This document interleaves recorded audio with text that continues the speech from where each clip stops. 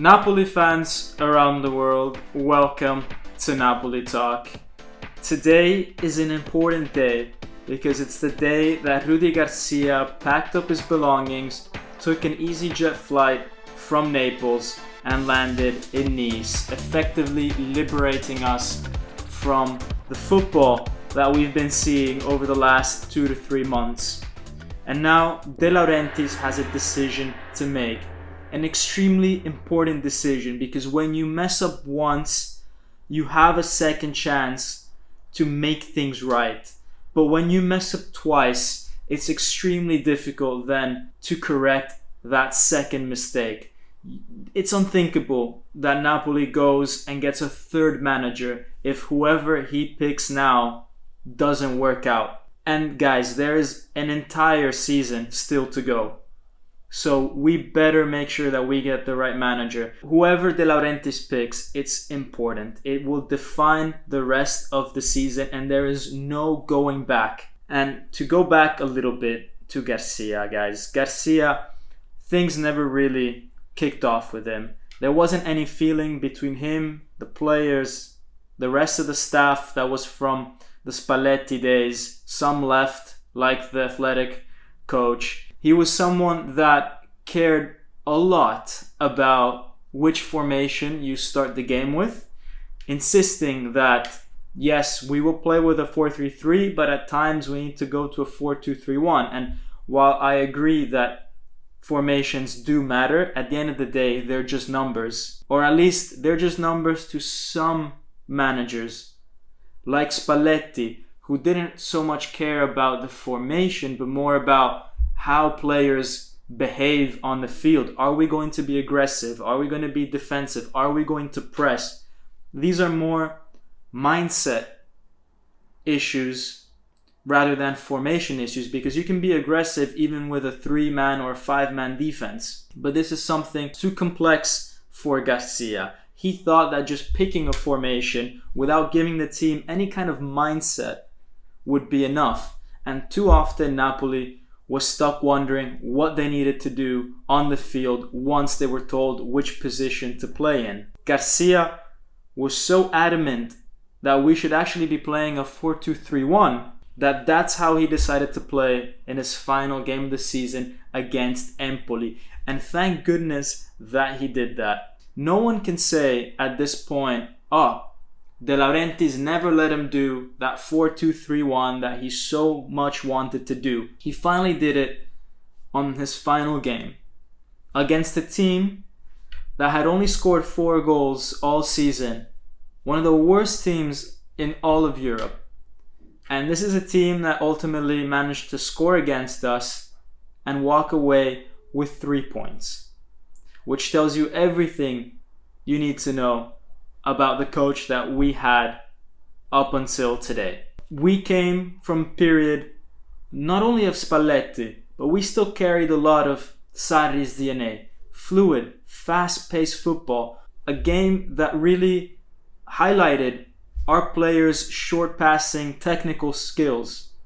And Garcia completely revolutionized that in a negative way. But we're finally liberated. And as I said, he made completely autonomous decisions, benched Kvara, didn't start any of the 3 players that we bought over the summer, made the ones that stayed from last year lose their confidence because they couldn't understand his new ideas. The only player, really, that benefited from all this was Politano. But guys, Napoli can't afford to have Politano be their best player. That's the case if you're playing for Sassuolo, at most, and Atalanta, where you're aiming for Europa League football.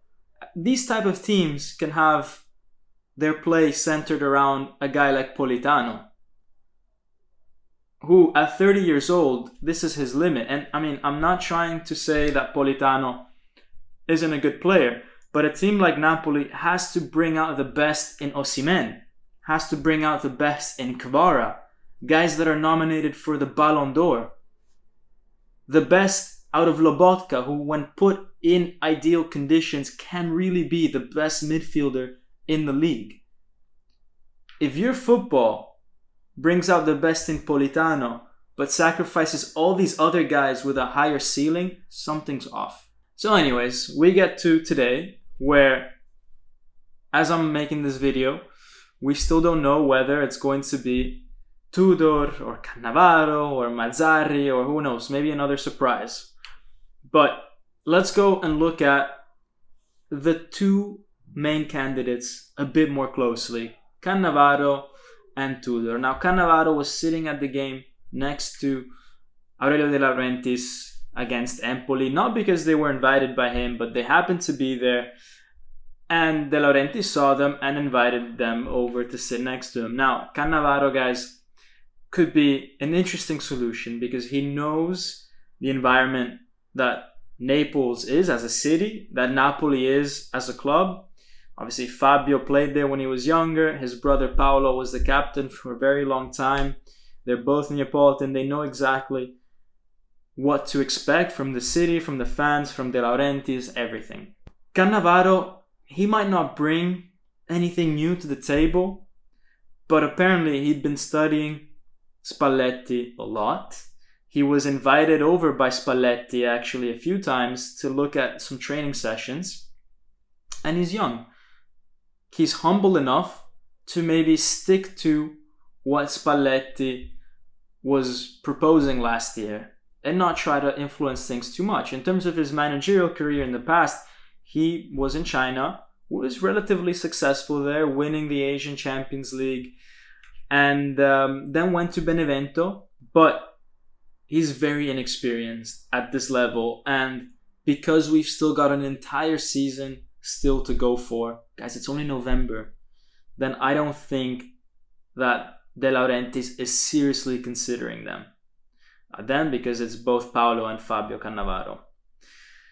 The more realistic option is Igor Tudor, who has already experience in Serie A, but also has experience taking a team midway through the season, or not midway through the season, but at least whilst the season has already started. That's what he did with Verona a few years back, where after 3 straight losses, he comes in and with a team which has Simeone inside, is able to get them to 9th spot. Now, this Verona team was already a decent team because the year before they finished 10th.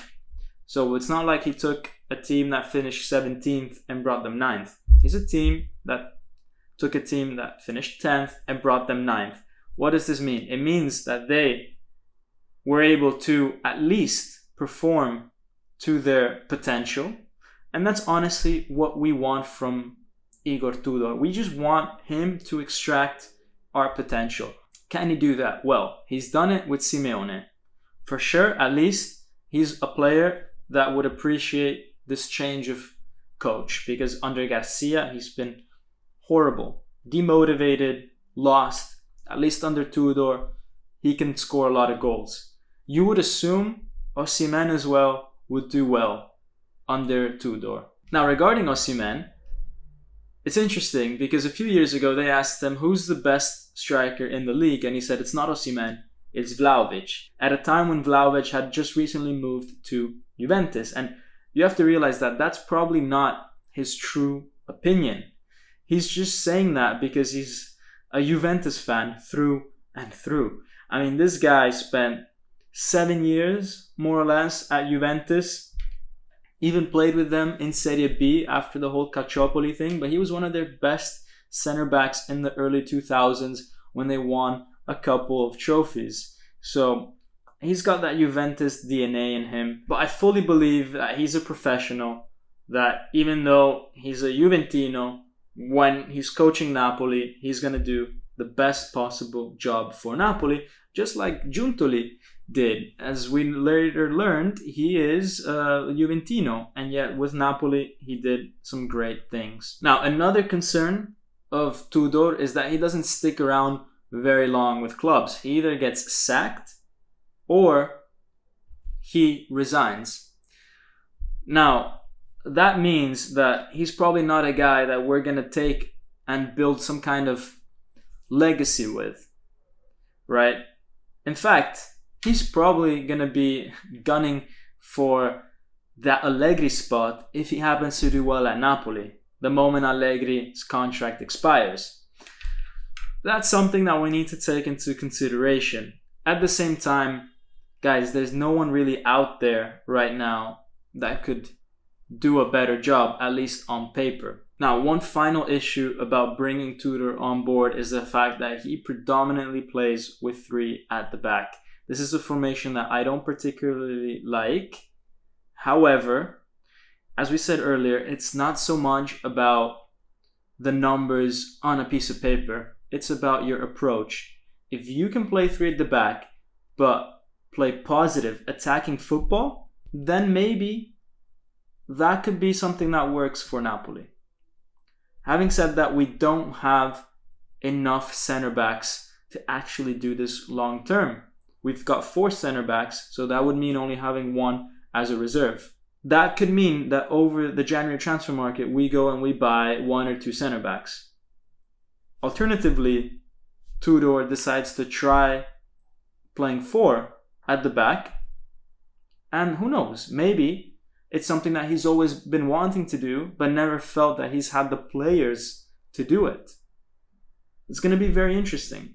And he's a guy that gets the respect from his players. He's a hard coach, and a bit of toughness and a bit of, more intensity is maybe what these players need. Whatever happens, whether we get Cannavaro, whether we get Tudor, whether he plays with 3 at the back or 4 at the back, guys, it's going to be not only interesting, but also the most important decision this season. As we said, way more important than having hired Garcia. Because if Garcia, we could get rid of him after 2 or 3 months, whoever we choose now, we got to keep for the next 6 or 7. And like it or not, Garcia left this team in 4th spot. That means we've got a fighting chance of actually finishing in the top 4. If this coach is able to keep 4th spot or go higher, great. But with him coming on for possibly the next 6 or 7 months, there's a lot of time to also drop back. So it's going to be extremely important that De Laurentiis gets the right guy on board. Anyways, guys, put down below what you think is the right decision to make. Do you like Igor Tudor? Do you like someone else? And if you've made it this far, guys, I appreciate you. Smash that like button and subscribe for more Napoli videos. And as always, Forza Napoli sempre. Ciao.